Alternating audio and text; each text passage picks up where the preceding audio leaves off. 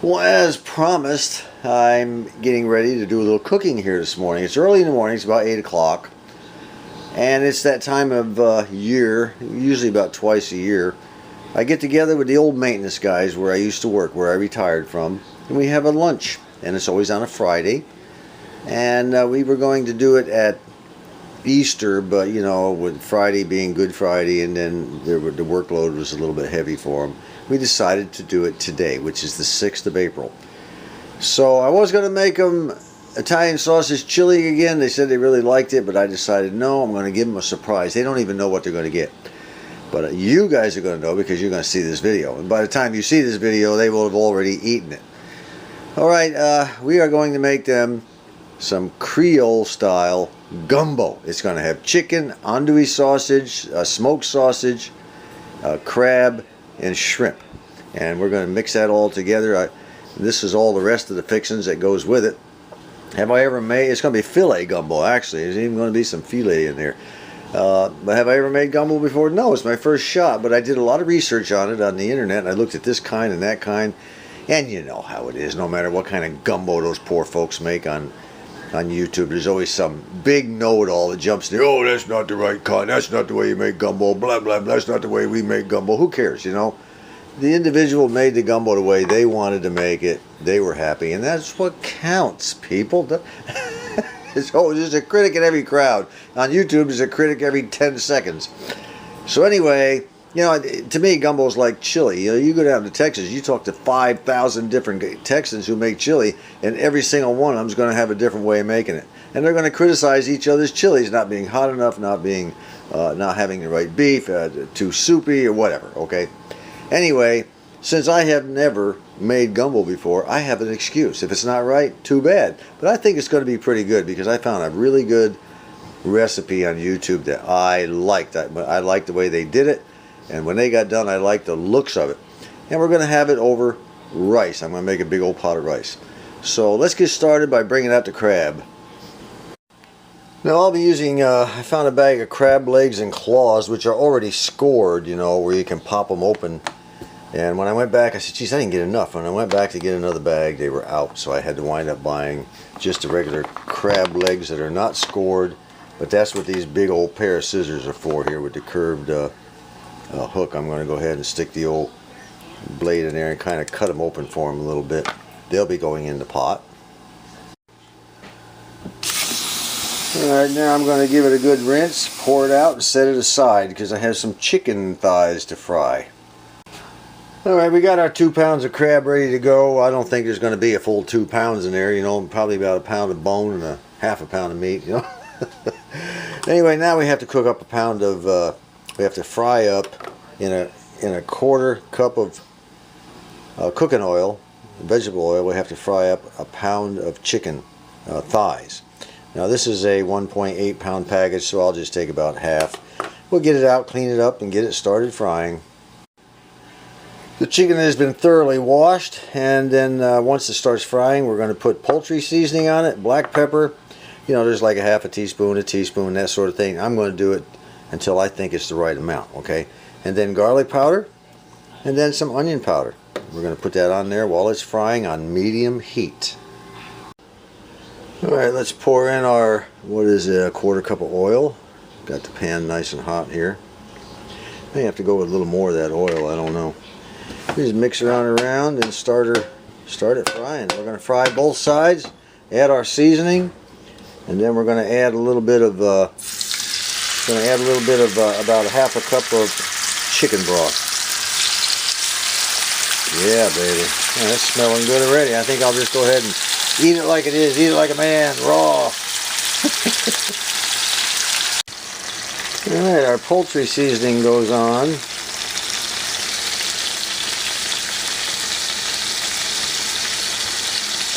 Just like so. Put as much on as you want, I guess. I don't think it makes a whole lot of difference. Then we got our onion powder. Oops. Kind of got lumpy in there. Let's try it this way. You know, I'm going to have to make it powdery. Alright, just a little better. A little onion salt on there, not a whole lot. You know, season to taste, guys. You know, some people like a lot of onion salt, some don't. You put a little garlic powder on there. I love garlic. It's one of my big weaknesses when it comes to cooking. And we'll add a little bit of black pepper. And we'll probably do the same thing to both sides. You don't need a whole lot of black pepper. Do the same thing to the other side. Alright, that's what I'm talking about. Brown on both sides. Now we're going to go and pour in a half a cup of chicken broth in there. Yeah. Let that cook until the chicken is thoroughly cooked all the way through. Then we'll take the chicken out. Well, on the vegetable side, I got a little lazy. Instead of buying each one separately and cutting them up and everything, I just went ahead and bought some frozen vegetables for gumbo. It's got everything in it I need to include the okra. Okra's a little hard to come by this time of year. But it's got the bell peppers, onions, celery, and okra. But it didn't quite have enough celery in it for me, so I chopped up a little more that I can add to it. A couple of bags should do the trick. Alright, I think she's ready to come out. We'll go ahead and turn the heat down, and then we'll just take the chicken out. Fairly cooked, it said, brown on both sides, which I have done. Looks good, doesn't it? Smells pretty good, too. Alright, just put them over here in the bowl, and then I'll cover them up like I did with the crab. Let them sit in there. We'll be cutting these up into little pieces later. And now we're supposed to add our vegetables right on top of all of this stuff right here. Yes, we are. Now these vegetables are not cooked; they're raw. I don't know how many I've got. Let's go ahead and crank the heat up. We're supposed to just cook them until they become, you know, fairly translucent. So I'll be doing a lot of stirring, and then cook them for about 2 minutes. Then I have to add a teaspoon of minced garlic, which I happen to have. So let's get that done. And once these vegetables get cooked the way they're supposed to, you know, fairly translucent, and I add the teaspoon, or I think a teaspoon of minced garlic. I may wind up adding a little bit more than that, you know, because I like it. The next step, we'll be taking this off the heat. The next step will be making what they call the roux, R-O-U-X. I call it rocks, okay? Just like a faux finish on a radio. F-A-U-X. I call it a fox. The minced garlic is in. Let's get it all mixed together here now. And we'll cook it for a little while longer, then start on our roux.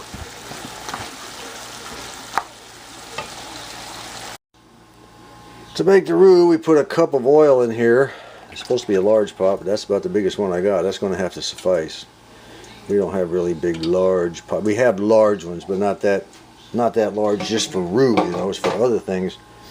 And what we'll do now is once the oil gets hot, we'll start adding flour, all-purpose flour to it, a little at a time, sprinkling it in and stirring the oil. Stir, stir, stir, add a little flour, stir, stir, stir, add a little flour.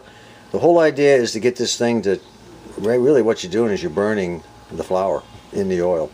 And it's supposed to look about the color of peanut butter. That's what they all say. So we'll see. I'm going to say it takes about 30 minutes to make this roux. That's probably the longest process of all. So, you know, when you pour your flour in your roux, you want to pour a little at a time because you don't want it to be lumpy. We don't want it lumpy. You want your grease hot. Just a little at a time. Stir it real good till she's totally dissolved. Hopefully I won't get any lumps. First time I've ever done this one. I'm already lumpy enough at my age. Let me see if I can get it to turn brown. Keep putting it in there. We're beginning to turn a very light brown. We've got to get this the rest of this flour in here. But you got to really babysit this stuff a little at a time, you know, a little at a time. Stir it in, stir it in. After you get it all dissolved and everything, you got to keep cooking it till it turns that peanut butter brown. Just keep babysitting. She's still not quite dark enough. It's going to take a little while longer. You want it, you know, I don't know. I guess you could make it any darkness you want. Some people like it lighter. Some people like it darker peanut butter. I found that on the net when I was looking around. Now I'm cooking this over medium heat, and I'm telling you, you really do have to babysit this stuff because it'll start cooking and lumping up on you. So it'll turn almost like, you know, pudding, like you're making pudding. So we're almost there on the color. We're getting there, just a few more seconds, and I can go ahead and pour it in this big pot that I got heating up. And then we'll go ahead and pour in our chicken broth and a few other things and get this stuff cooking. As far as I'm concerned, that's a peanut butter color right there. So let's get it in the pot and add the chicken broth right after it. We got to add all the remaining chicken broth that the recipe calls for. Let's go ahead and pour this in, since I already got the bottom of this pot hot on the stove. It won't make any difference. Probably should have stirred it in here to begin with. Alright. Now we'll add our chicken broth. Yes sir, yes sir, yes sir. Add it right on in.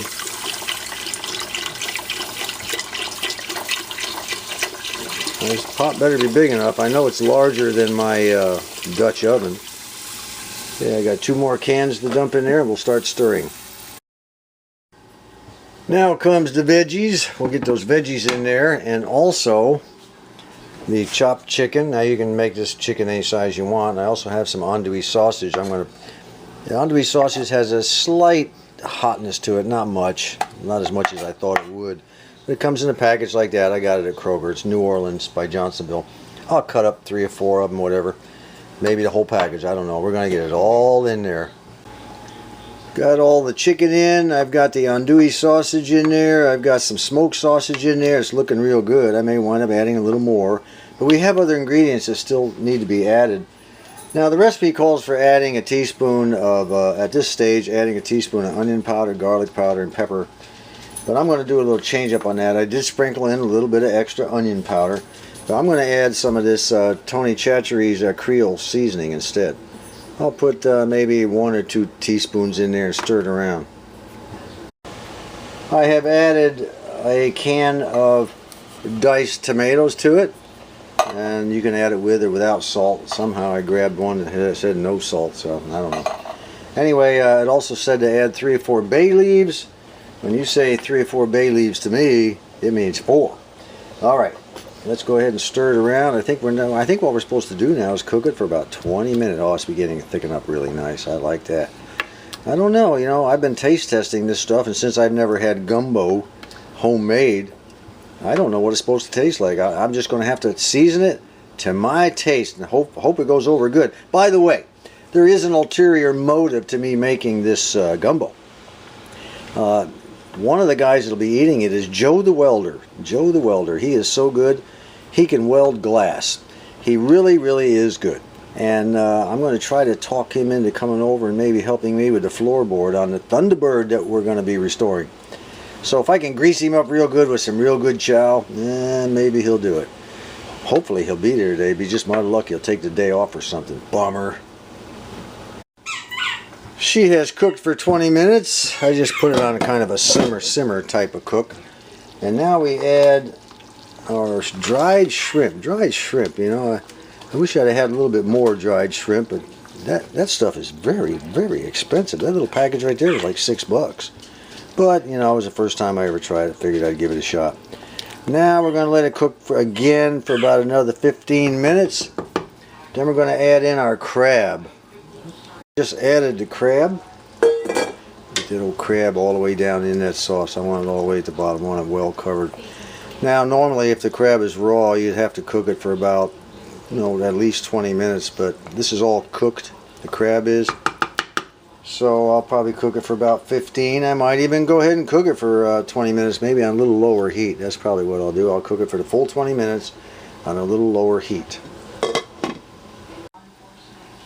Our last ingredient is going to be shrimp.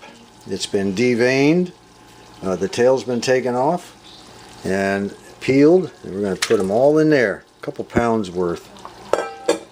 I'm just going to let them cook for about, well, maybe not very long, maybe 10 minutes or so. It doesn't take long to cook shrimp. I'm just going to let it slow simmer there. And then the final thing that will go in will be a couple of teaspoons of gumbo filet. You've heard of that song by Brenda Lee, Filet Gumbo. Tonight I'm going to see my cheddar meal.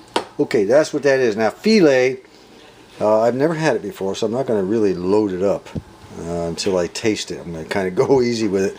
It's made from ground up sassafras leaves. But I'll tell you what, it's looking real good so far. I'm going to turn up the heat just a little bit. And we'll just let her simmer again. But while the shrimp is finally cooking, we'll go ahead and turn on our little rice cooker. I bought me a nice brand new big rice cooker. I didn't pay that much for it. It wasn't that expensive. Let's see how it works. This is the first time I gave it a try. I cooked 3 cups of rice. We'll see how it goes. It is time to put the filet seasoning in there. I only put a little bit on the end of a spoon here. I'm not sure. And kind of sprinkle it around in there. I'm not sure what kind of flavor that's going to give. I'll let you know.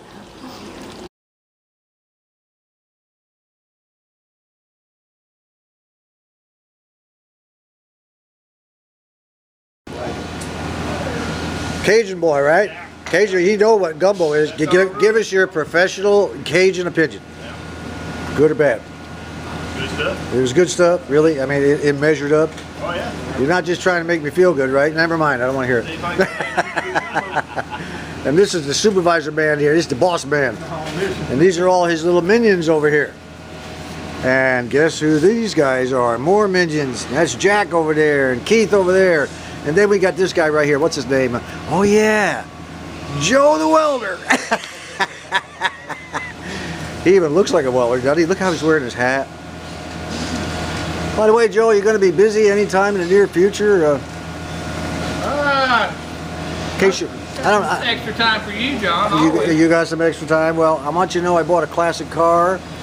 And the floorboards might need welding in. I've already told everybody on YouTube you can weld glass. Is that right? You can do that, right? Broken hearts and the cracking. So you're willing to give me a hand when the time comes, right? No, I can. You're a blind fella. Well, these are the guys I eat with all the time. Well, I used to eat with them more than we do now, but they're a good bunch of guys. Maintenance types. Greasy hands, fix them guys. Well, I'm happy to say, as you saw, the gumbo was a smashing success with the boys I used to work with. I'm glad you got to meet a few of them. They're really a good gang. And the old rice cooker for the first time turned out pretty good. The only problem is the cup they supply you with that comes with this thing is only a 3/4 cup. It's not a 1 cup, which is dumb. Black & Decker, that is dumb. You should have had a 1 cup because for rice to cook properly, you need 1 cup of rice to 2 cups of water, not 3/4 of a cup. That's silly, silly, silly. Change that to a 1 full cup, not a 3/4 cup. Anyway, until next time, I hope you enjoyed it. This is John.